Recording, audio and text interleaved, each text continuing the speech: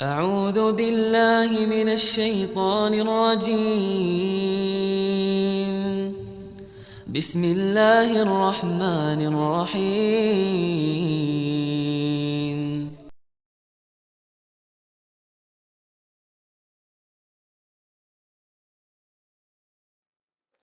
Bismillahirrahmanirrahim. Assalamualaikum warahmatullahi wabarakatuh. Innal hamdalillah nahmaduhu wa nasta'inuhu wa nastaghfiruh wa na'udzu billahi min shururi anfusina wa min sayyiati a'malina may yahdihillahu fala mudhillalah wa may yudlil fala hadiya lahu. Asyhadu an la ilaha illallah wahdahu la syarika lah wa asyhadu anna Muhammadan abduhu wa rasuluhu la nabiyya ba'd. Qala Allah ta'ala fi kitabihil karim: يا أيها الذين آمنوا اتقوا الله حق تقاته فلا تموتن إلا وأنتم مسلمون. وقال الله سبحانه وتعالى: يا أيها الذين آمنوا اتقوا الله وقولوا قولا سديدا يصلح لكم أعمالكم ويغفر لكم ذنوبكم ومن يطع الله ورسوله فقد فاز فوزا عظيما. فإن أصدق الحديث كتاب الله وخير الهدي هدي نبينا محمد صلى الله عليه وعلى آله وصحبه وسلم. وشر الأمور محدثاتها فإن كل محدثة بدعة فإن كل بدعة ضلالة فإن كل ضلالة في النار. أعاذني وإياكم من النار. اللهم نسألك علما نافعا ورزقا طيبا وعملا متقبلا. Ya Allah, kami memohon kepadamu ilmu yang bermanfaat, rezeki yang baik, dan amalan yang diterima. Allahumma rabbi shrah li sadri wa yassir li amri wahlul 'uqdatam min lisani yafqahu qawli. Para hadirin jamaah, bapak-bapak dan ibu-ibu yang dimuliakan dan dirahmati oleh Allah Subhanahu wa taala. Alhamdulillah, segala puja dan puji syukur kita panjatkan hanya kepada Allah Subhanahu wa taala Rabbul Alamin. Serta salawat dan salam selalu kita curahkan kepada baginda Nabi kita Muhammadin sallallahu alaihi wa ala alihi wa sahbihi wasallam, kepada keluarganya, kepada para sahabatnya, juga orang-orang yang mengikuti dan mencintainya ila yaumil qiyamah. Alhamdulillah, di hari ini Allah masih mempermudah kita untuk berkumpul di masjid ini. Kita masih melanjutkan dari pembahasan kita Kitabul Kabair, dosa-dosa besar. Kita masuk pada pertemuan yang lalu, dosa besar yang kita bahas adalah berjudi. Berjudi termasuk dosa besar yang banyak ayat Al-Quran mencelanya dan hadis-hadis Rasulullah SAW. Sebagian ulama memasukkan, ini kemarin kita singgung atau belum, saya lupa. Tapi kayaknya belum kita singgung kemarin masalah judi. Sebagian ulama memasukkan asuransi konvensional atau asuransi bisnis untuk perdagangan itu adalah judi. Dari mana sisi judinya? Ini fatwa ulama. Ya, mereka mengatakan engkau meletakkan uang dan kau tidak tahu untung ruginya. Itu judi. Kau letakkan uangmu buat mobil setahun 2 juta asuransi mobil. Tapi kau nggak tahu 2 juta itu kau akan untung atau kau akan rugi. Bisa jadi kau untung setelah kecelakaan mengeluarkan uang 25 juta. Bisa jadi kau rugi, nggak dapat apa-apa. Maka asuransi yang seperti ini asuransi yang dilarang dalam Islam. Apa solusinya? Namanya ada asuransi ta'awuni. Ini boleh. Asuransi saling ta'awun. Prinsipnya adalah tolong-menolong. Bukan prinsipnya adalah bisnis dan perdagangan. Bagaimana prinsip tolong-menolong ini? Contoh begini ya. Ada beberapa orang berkumpul saling meletakkan uang dengan tujuan adalah tabarruk. Tabarruk itu seperti berinfak atau bersedekah, seperti itu ya. Nanti di antara anggota, jika ada yang terkena musibah atau celaka, dari uang ini diberikan kepada anggota yang celaka tadi. Nah, di sini tidak disyaratkan, terkadang tidak disyaratkan yang dibantu harus anggota. Yang dibantu harus yang memiliki duit. Yang berikutnya, kalau seandainya uang ini yang terkumpulkan menjadi lebih, ini salah satu syaratnya, tidak menjadi keuntungan bagi manajemen atau pengelola. Tetapi itu akan dikembalikan kepada kebutuhan kaum muslimin. Nah, tapi lalu bagaimana dengan manajemen dan pengelola? Dia boleh setiap kali penggalangan, di situ ada biaya operasional. Jadi umpamanya 50.000 per orang. 50.000 dikali 100 orang berapa? 5 juta.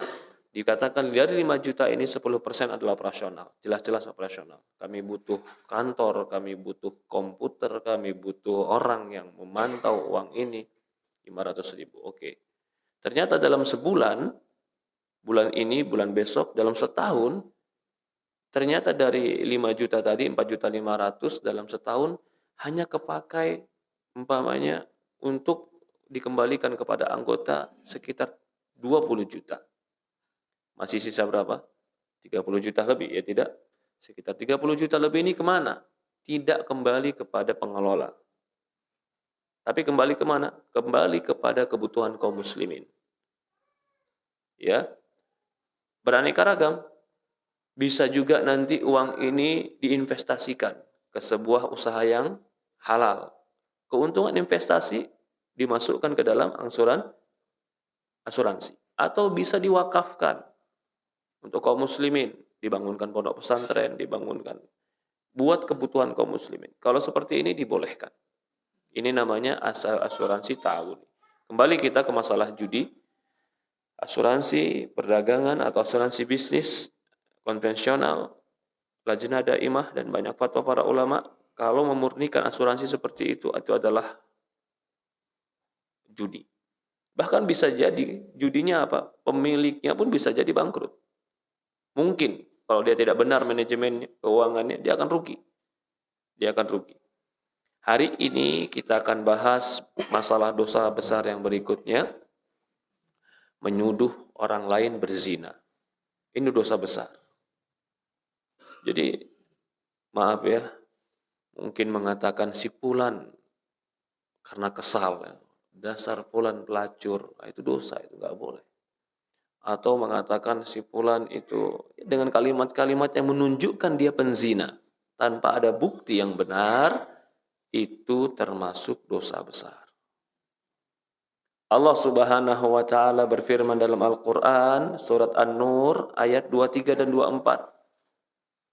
An-Nur ayat 23 dan 24 ini Allah berfirman, innal ladzina yarmunal muhsanati ghafilatil mu'minati lu'inu fid dunya wal akhirah wa lahum 'adzabun 'adzim. Ya Allah, orang-orang yang menuduh perempuan baik-baik beriman sebagai penzina padahal dia enggak melakukannya, yang menuduh lu'inu, dilaknat. Allah enggak mengatakan la'antu, aku laknat, tapi lu'inu, dilaknat, disembunyikan pelakunya. Siapa yang melaknatnya kalau begitu? Dan kalimatnya jamak, lu'inu, mereka dilaknat, kata Allah. Yang melaknat Allah, yang melaknat malaikat, yang melaknat Rasul. Ini dalil yang jelas bahwasannya menuduh orang lain berzina itu dosa besar karena Allah melaknatnya. Dan dosa yang dilaknat itu menunjukkan dosa besar. Kita sudah bahas. Apa sih kriteria dosa besar? Kriteria dosa besar itu, Ustaz, kalau aib di kampung saya jadi kota besar. Kalau di kampung saya nggak aib, nggak dosa besar, Ustaz. Kalau itu yang jadi dosa besar dan bukan dosa besar, betapa beraneka ragamnya nanti orang yang menunjukkan sebuah dosa atau tidak.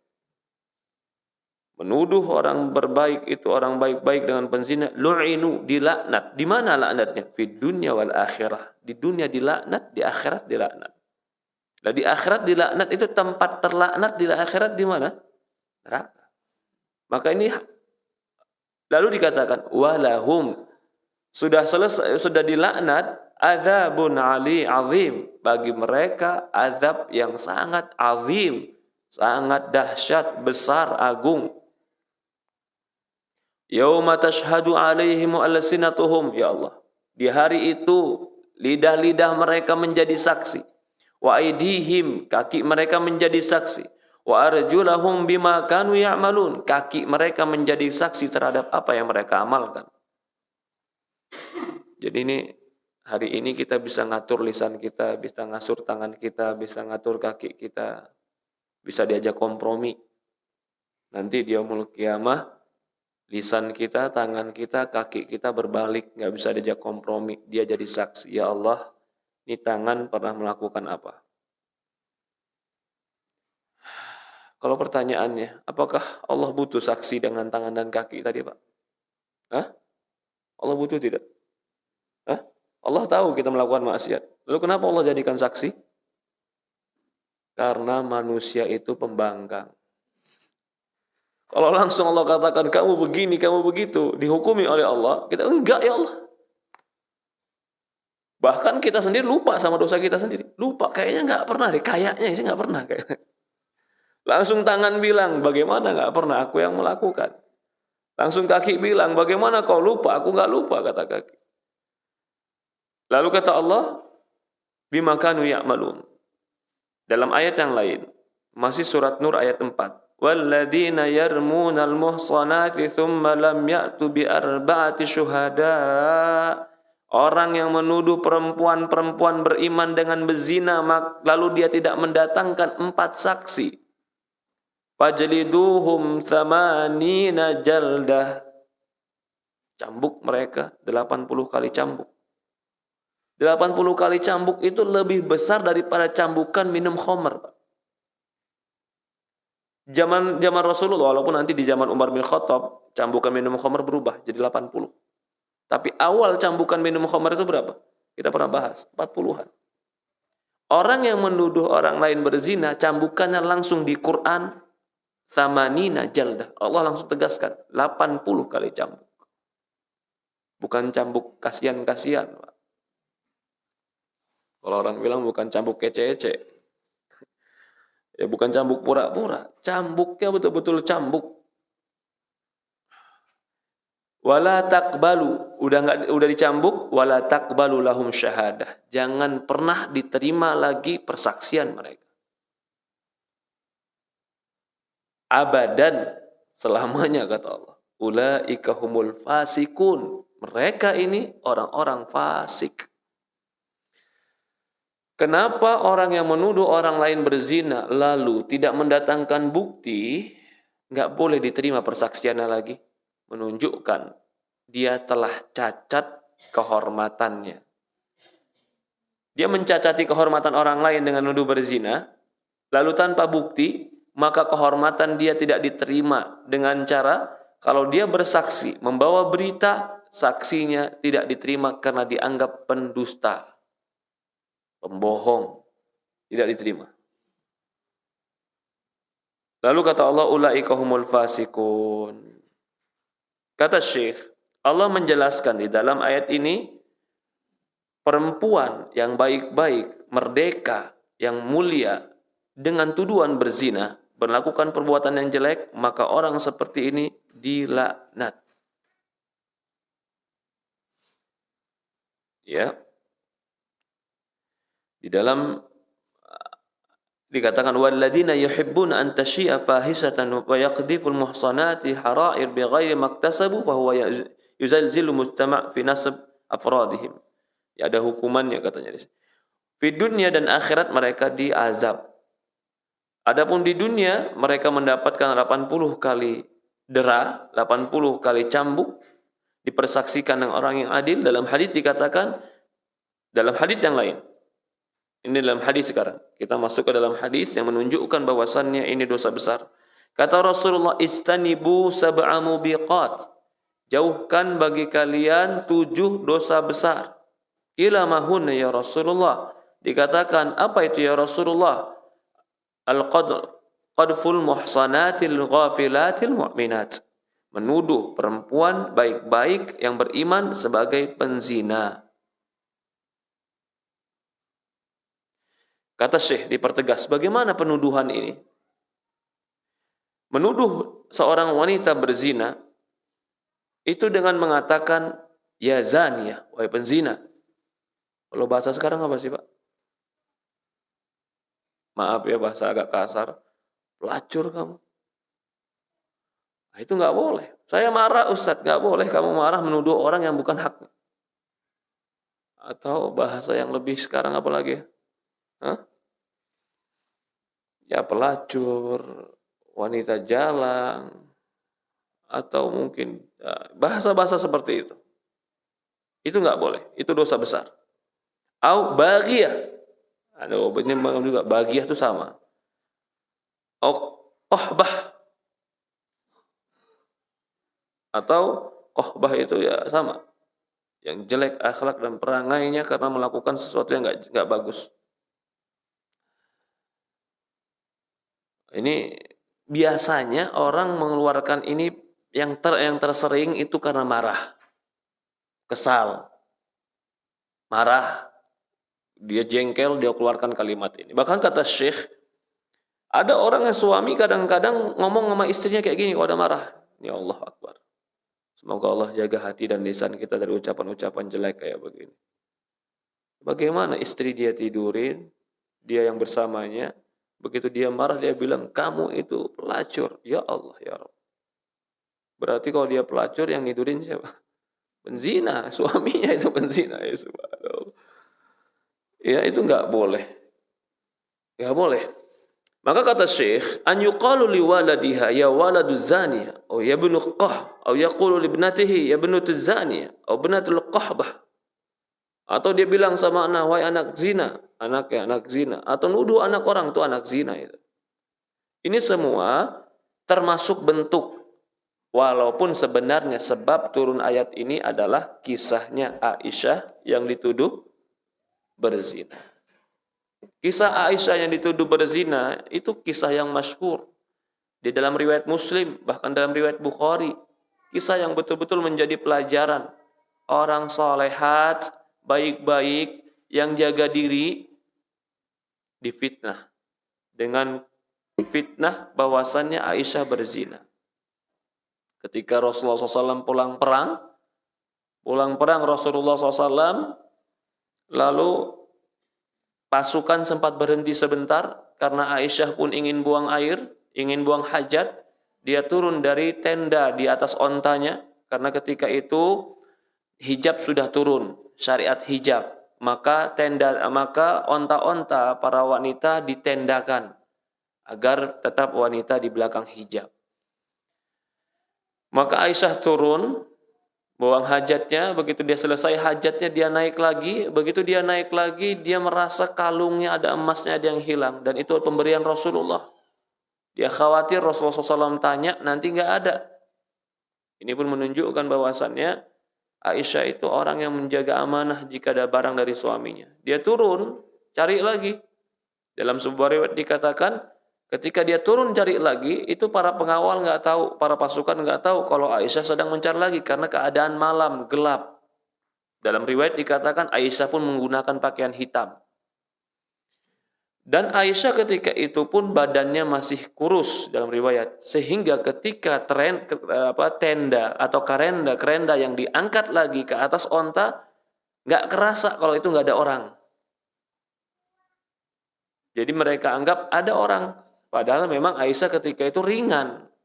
Jadi mereka adanya dan nggak ada Aisyah nggak terlalu kerasa sama mereka. Berangkatlah pasukan. Aisyah balik, pasukan udah nggak ada. Akhirnya Aisyah duduk di tempat di mana dia bersama ontanya. Ini pun kisah menunjukkan kata para ulama kecerdasan Aisyah. Dia nggak panik. Karena dia yakin akan dicari lagi, dia duduk di situ aja sudah. Kalau kehilangan pasti mereka kesini lagi. Sampai Aisyah tertidur. Karena malam hari. Ada di dalam pasukan tentu ada pasukan perintis di depan. Ada pasukan yang paling belakang yang penyisir. Ada pasukan penyisir paling belakang melihat dari kejauhan. Seperti gundukan hitam dari jauh, dia datang. Begitu dia lihat gundukan hitam, semakin dekat, semakin dia yakin ini orang. Begitu dia dekat, dia yakin ternyata betul.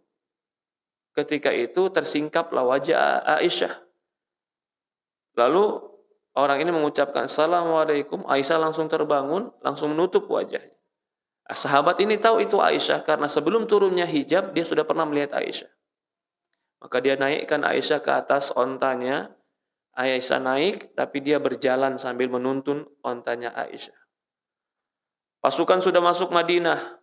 Begitu masuk Madinah baru ketahuan gak ada Aisyah di dalam tendanya.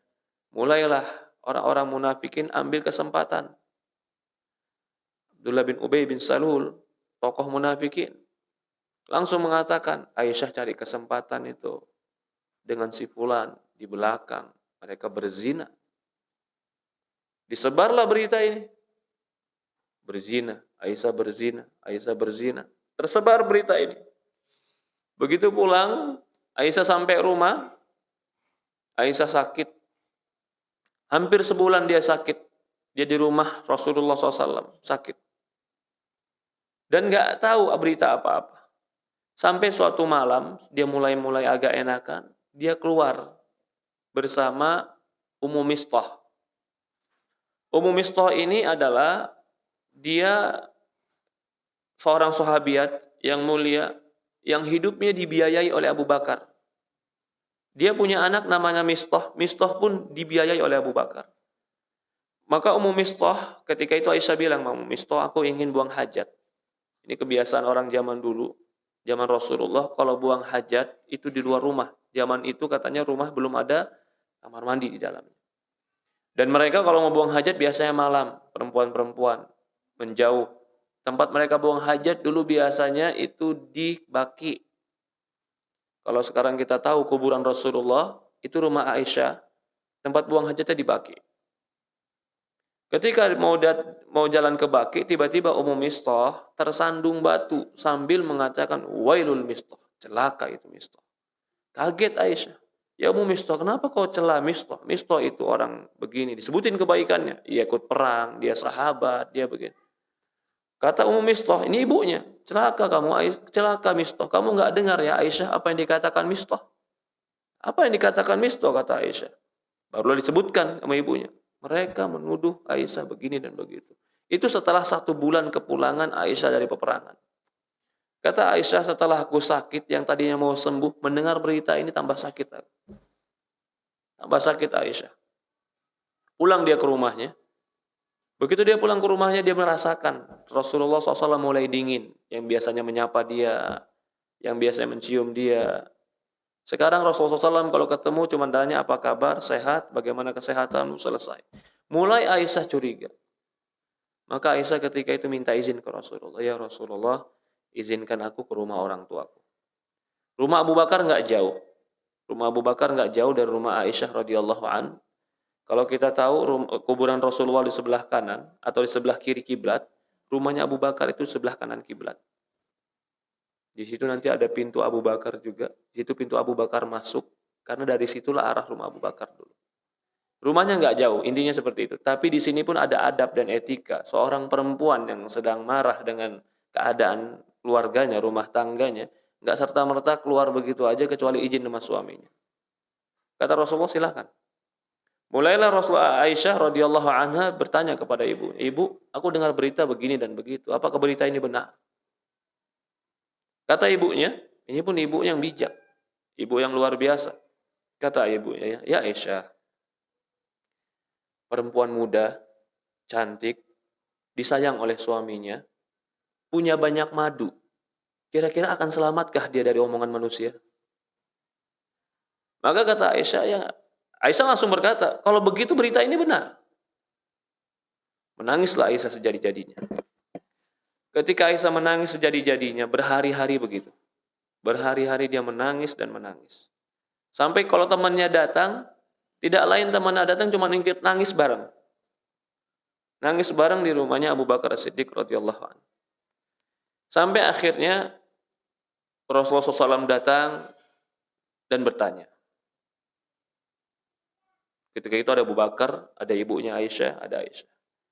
Ya Aisyah, kau telah dengar apa yang terjadi.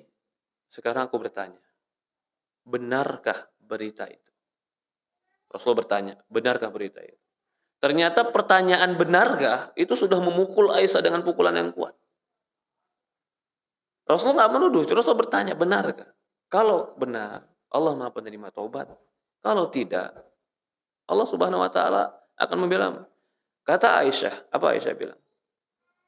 Kalau aku bilang benar, aku nggak pernah berbuat apa-apa. Dan kalian nggak bakalan percaya omonganku. Kalau aku bilang tidak benar, atau kalau aku bilang tidak benar, aku nggak pernah berbuat apa-apa. Dan kalian nggak akan percaya omonganku. Kalau aku bilang benar, aku nggak berbuat apa-apa juga. Kata Aisyah, fasabrun jamil. Aku cukup mengatakan apa yang dikatakan oleh Yusuf alaihissalam. Fasabrun jamil. Cukup sabar, itulah keindahan. Cukup sabar, itu keindahan. Sampai akhirnya, di waktu itu turun ayat Quran. Turunlah surat ini. 10 ayat turun kepada Rasulullah. Ketika itu Rasulullah langsung berkeringat, berat badannya. Sampai akhirnya selesai turun ayat, dibacakan ayat ini. Bahwasannya menuduh Aisyah berzina, dicambuk. Mereka adalah orang yang terlaknat. Mereka adalah orang-orang yang terima saksi. Maka ketika itu senang sekali. Senang sekali. Dari Allah langsung membela Aisyah. Mengatakan tidak. Ibunya Aisyah bilang, ya Aisyah, berterima kasih, peluk suamimu. Kata Aisyah, tidak. Tidak. Aku cuma bersyukur kepada Allah yang telah membela aku. Ya. Turun ayat ini, akhirnya beberapa para sahabat itu dicambuk karena turun ayat ini. Dan ada orang-orang munafikin yang dicambuk karena turun ayat ini. Tetapi yang menjadi masalah sekarang, sebagian orang-orang Syiah tetap menuduh Aisyah penzina. Kalau begitu, apa hukum bagi orang Syiah yang menuduh Aisyah penzina? Apakah dicambuk? Jawabannya tidak. Kenapa? Mereka harus dipenggal. Loh, kok Ustaz dipenggal? Karena mereka bukan lagi menuduh Aisyah, tapi tidak percaya dengan persaksian Allah yang turun membela Aisyah. Berarti tidak percaya Al-Quran. Tidak percaya Al-Quran, hukumnya apa? Murtad. Rasulullah mengatakan, man baddala dinhu faqtuluh. Barang siapa yang mengganti agamanya dan murtad, bunuh dia. Ini dosa besar, bahkan kufur. Kalau sampai yang dituduh adalah Aisyah radhiyallahu anha. Kalau yang dituduh kaum muslimat biasa, ayat ini berlaku. Ayat ini berlaku, tidak boleh seorang mukmin dan mukminah, muslim dan muslimah menuduh orang lain berzina tanpa bukti. Disebutkan di dalam ayat ini, harus punya 4 saksi. 4 saksi itu bukan 4 saksi, lihat dia keluar berdua. Enggak. Kalau sekarang kan lagi rame nih. Ya. Penggerebekan umpamanya di hotel. Begitu digerebek nggak pakai busana. Pastikah berzina? Ya berzina lah, masa ada begitu nggak berzina? Oke. Tetapi sebenarnya yang dikatakan berzina ketika betul-betul dipersaksikan oleh 4 orang timba masuk sumur. Lah kalau tadi di dalam hotel udah nggak pakai busana, kan nggak mungkin lagi diketok timba masuk sumur, Ustaz. Iya, dia dapat hukuman lain. Hakim boleh memberikan hukuman yang setimpal dengan qarinah atau tanda-tanda yang menunjukkan dia berzina. Tapi kalau untuk dia langsung dirajam umpamanya, itu harus keyakinan yang pasti. Keyakinan yang pasti. Maka itu pembahasan ini menjadi berlebar. Kalau zaman sekarang dia divideokan, dia melakukannya. Apakah pelakuannya itu bahkan dia melakukannya dengan video lalu nampak jelas-jelas dia melakukannya? Apakah itu menjadi saksi? Sebagian ulama mengatakan tidak. Karena video masih mungkin dirubah dan begini. Tapi sebagian mengatakan kan bisa juga dari teknologi dilihat kepastian itu. Tapi yang jelas di zaman Rasulullah belum pernah ada orang yang dirajam dikarenakan ada 4 saksi yang bersaksi melihatnya. Belum pernah ada. Di zaman Rasulullah SAW terjadi perajaman-perajaman, beberapa orang dirajam, itu rata-rata karena pengakuan Ya Rasulullah, aku berzina, rajam aku. Jadi tidak pernah zaman Rasulullah SAW jadi perajaman dikarenakan persaksian ada orang yang melihat perzinahan itu. Ini kalau yang berzina orang lain. Menuduh berzina.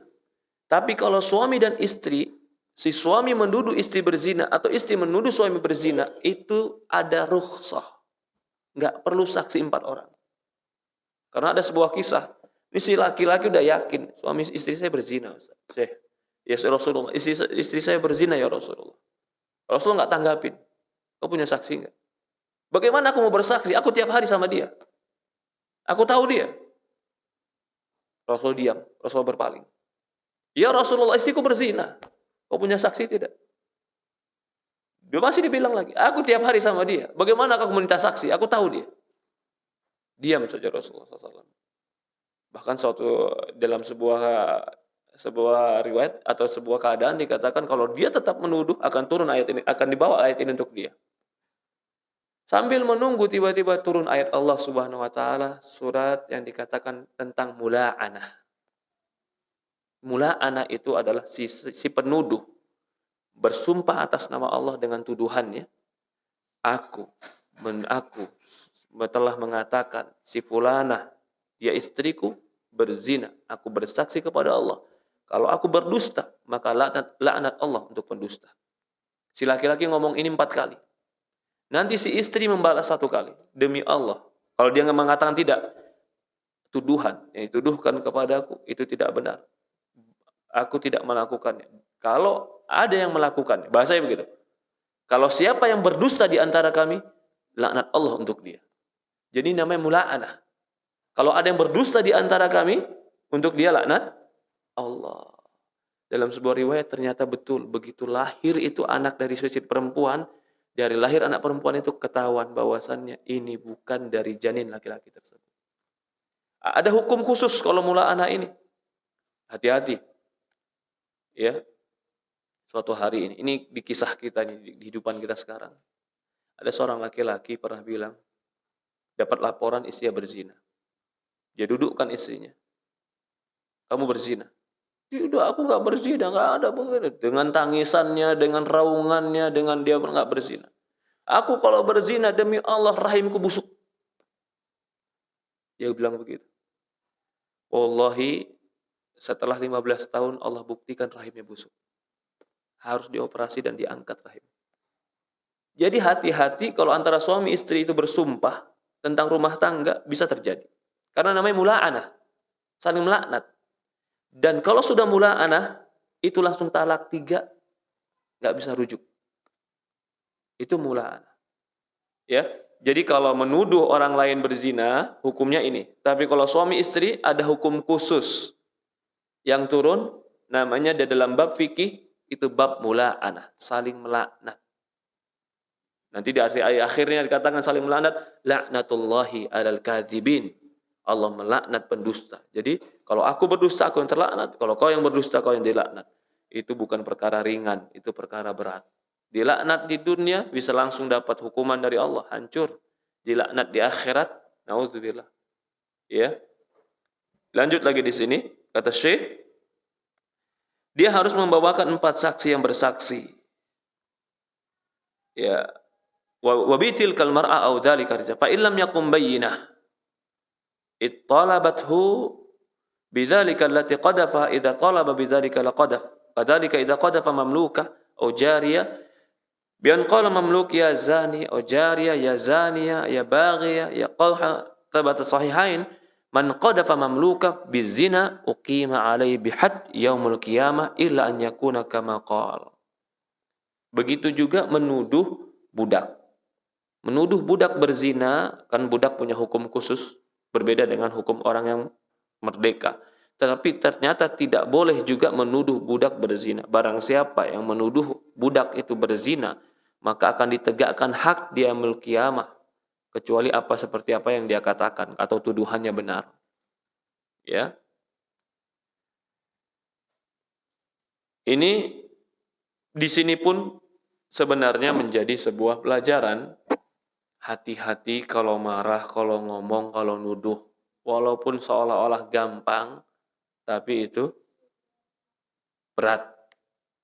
Syekh di sini, semua contoh-contoh syekh di sini bukan contoh betul-betul menuduh. Contoh orang yang sedang marah, sedang emosi, lalu benci pada orang, dia katakan penzina.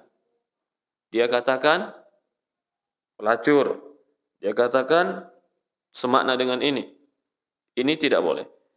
Maka dikatakan di sini, innar rajul yatakallam bi kalimatin ma yatabayyana fiha yazal biha fin nari ab'ad ma baina masyriq wal maghrib. Bisa jadi seseorang mengucapkan sebuah ucapan yang dengan ucapan itu dia digelincirkan ke neraka lebih jauh daripada masyriq wal maghrib, timur dan barat. Maksudnya di sini ucapan yang dia ngucapin ringan, padahal ucapan itu di sisi Allah Subhanahu wa taala berat. Maka berkata Mu'adz bin Jabal, ya Rasulullah, apakah kami akan ditanya dan bertanggung jawab terhadap apa yang kami ucapkan? Sakilat ka ummuk, celaka engkau ya Mu'adz, bukankah banyak manusia tersungkur wajahnya ke dalam neraka kecuali karena lidah-lidah atau ucapan-ucapan mereka. Maka dikatakan, man kana yu'minu billahi wal yaumil akhir falyakul khairan aw liyasmut. Barang siapa yang beriman kepada Allah dan hari akhir, hendaklah dia berkata baik atau dia diam. Di dalam surat Qaf Allah berfirman, ma yalfidhu min qaulin illa ladaihi raqibun atid. Tidaklah kau ucapkan sebuah ucapan kecuali di sampingmu ada malaikat raqibun atidun. Berkata Uqbah bin Amir, ya Rasulullah, man najah? Ya Rasulullah, apa itu keselamatan? Bagaimana aku bisa selamat ya Rasulullah? Amsik alaika lisanak. Pegang lisanmu. Waliyas'aka bainaka wabak ala khati'atik fa inna abadan nas ila Allahi qalbul qasi.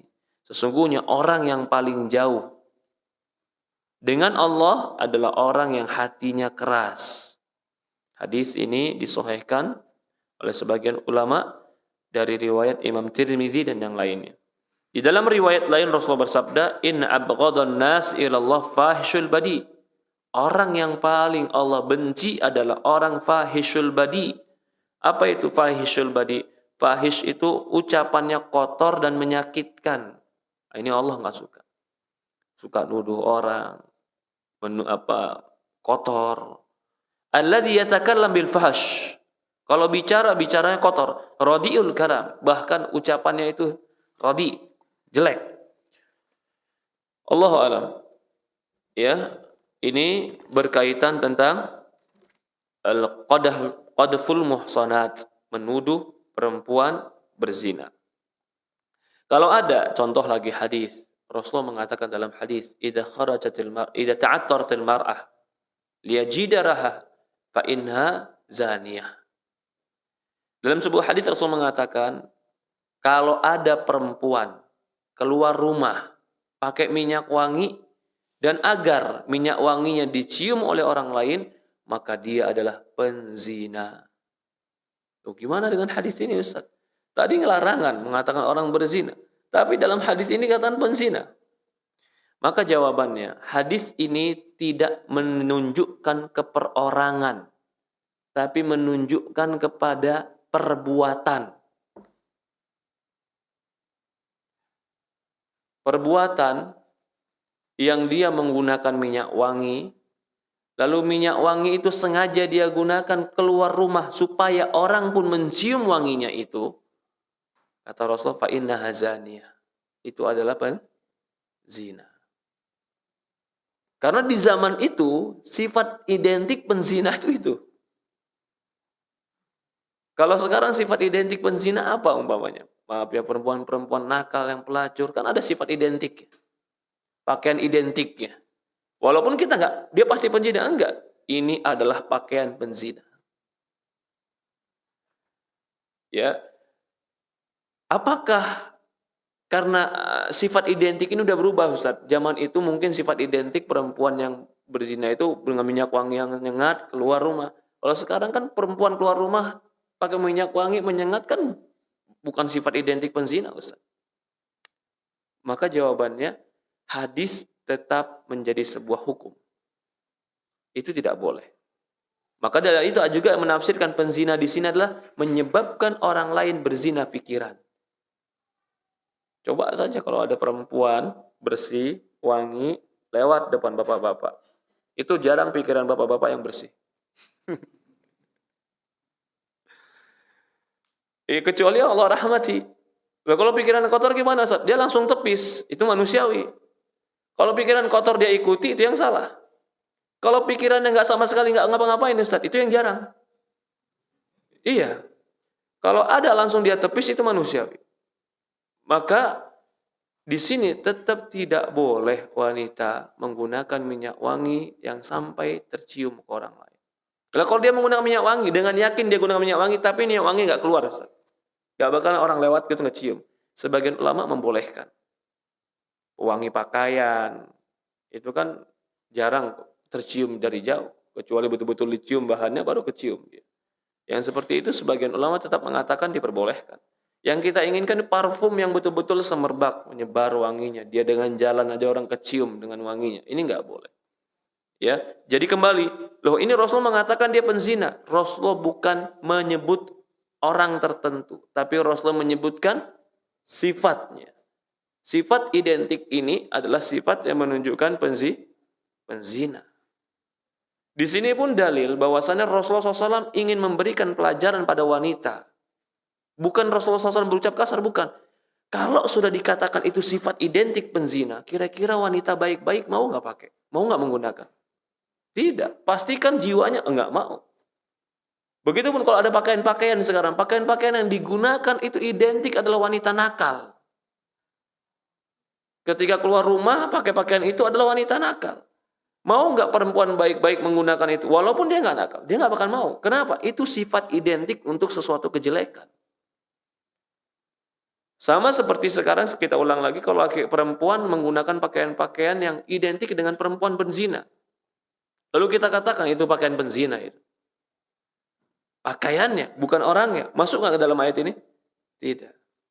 Ayat ini ada yang diinginkan menuduh kamu penzina. Nah, itu bahaya. Itu termasuk qadhful muhsanat mu'minat ghafilat atau qadhful muhsanatil ghafilatil mu'minat. Ya. Kita lanjut atau kita cukupkan? Baru 40 menit pertemuan kita. Atau ada pertanyaan? Karena setelahnya ini kita akan bahas Pak Adi, setelah ini kita akan bahas tentang gulul fil ghanimah. Menyembunyikan ghanimah. Harta rampasan perang. Ini akan masuk menyembunyikan harta kaum muslimin. Korupsi masuk. Disuruh jaga malah diambil. Itu masuk dalam sini. Ya. Qadful muhsanatil mu'minat atau apa? Gulul, mencuri harta rampasan perang.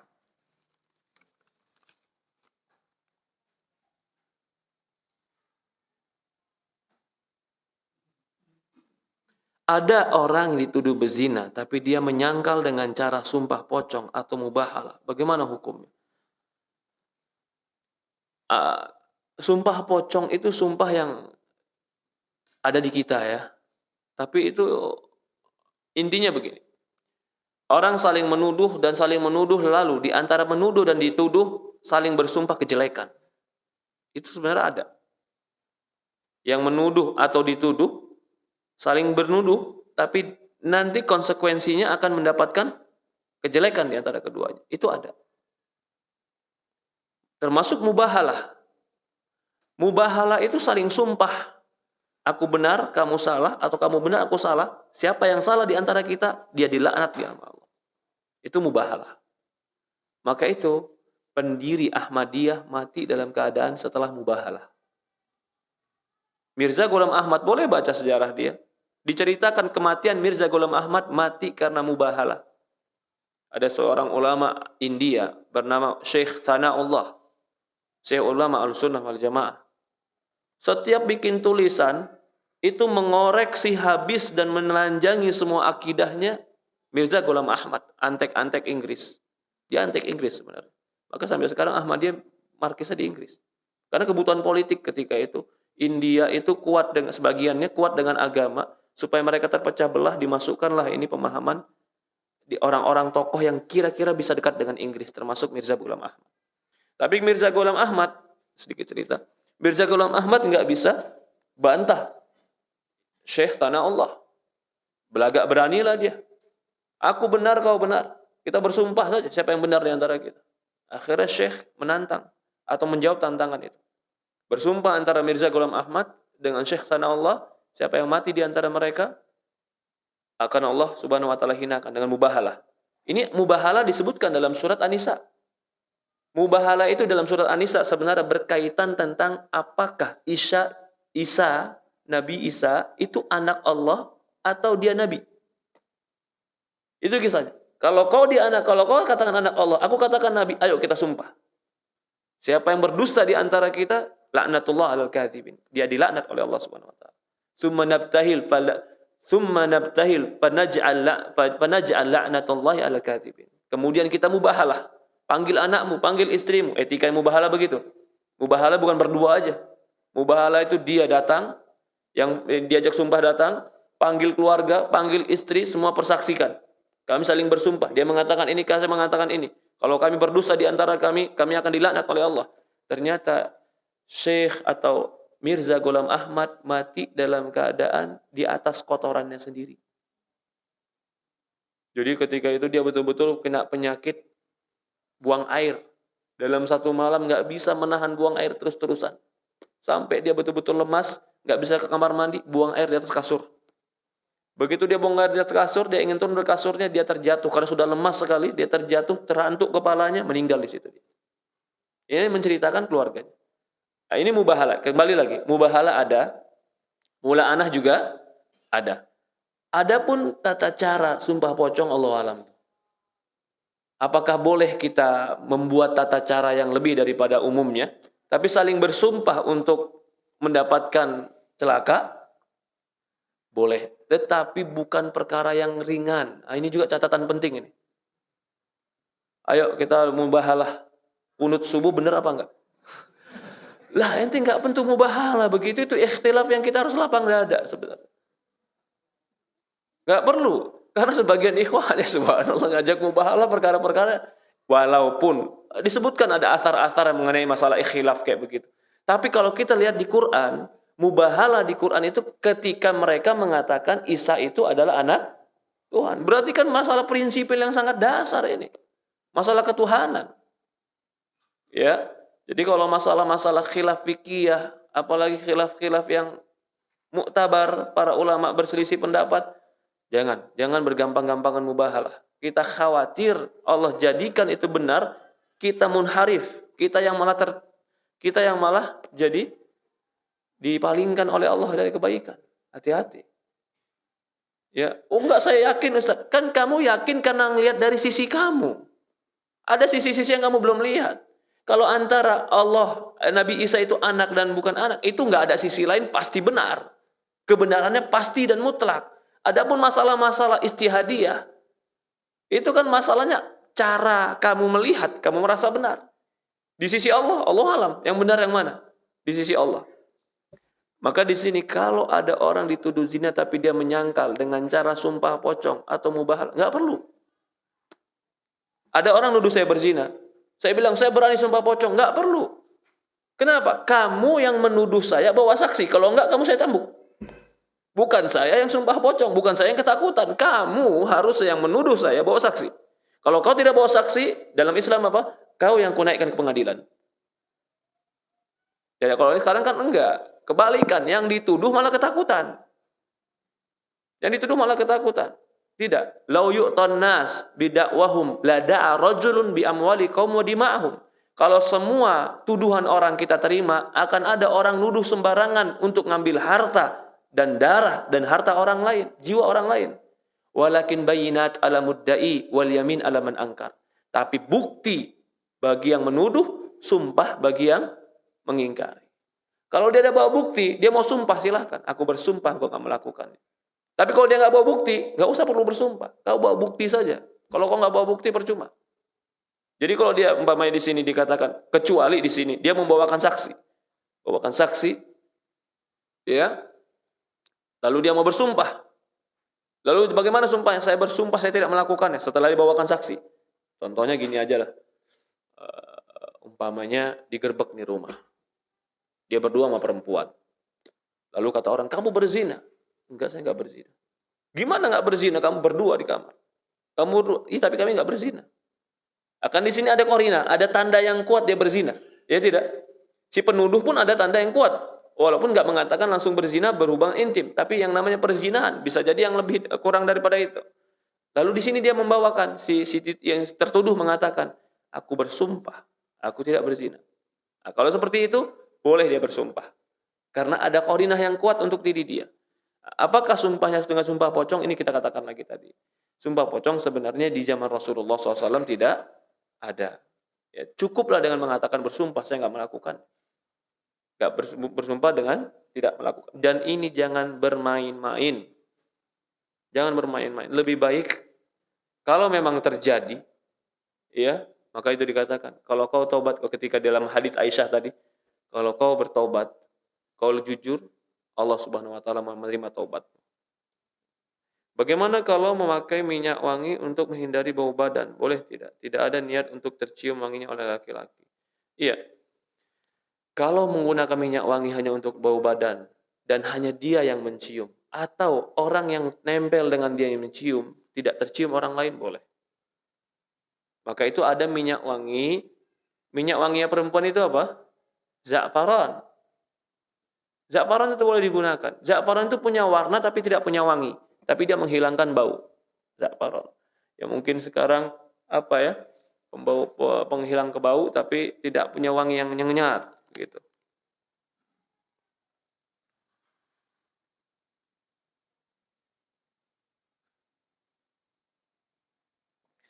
Ustaz, izin bertanya, bagaimana jika wanita menggunakan parfum yang tidak terlalu keras selama pergi dengan suami dengan alasan agar selalu wangi di depan suami? Sekali lagi, kalau minyak wanginya tercium dengan orang lain, walaupun dia pergi dengan suami, itu nggak boleh. Itu tidak boleh. Walaupun niatnya menyenangkan suami, tidak boleh.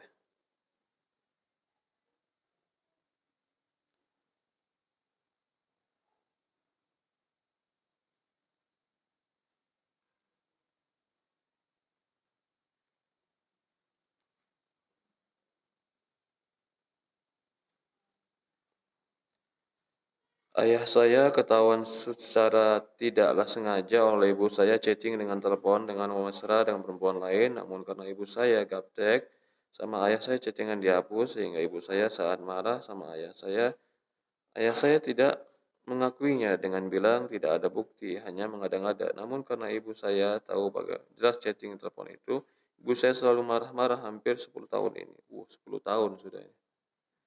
Saya pun juga tahu chatting itu, bahkan beberapa kali memblokir nomor perempuan itu, namun saya membunyikan dari ibu saya.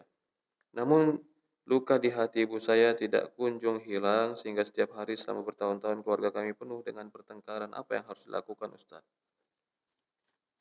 Ini yang pertama, jangan buka HP orang lain. Tapi pengen tahu, Ustaz, kamu kalau tahu yang namanya bangkai itu kan kecium, kamu nggak perlu cari bangkai.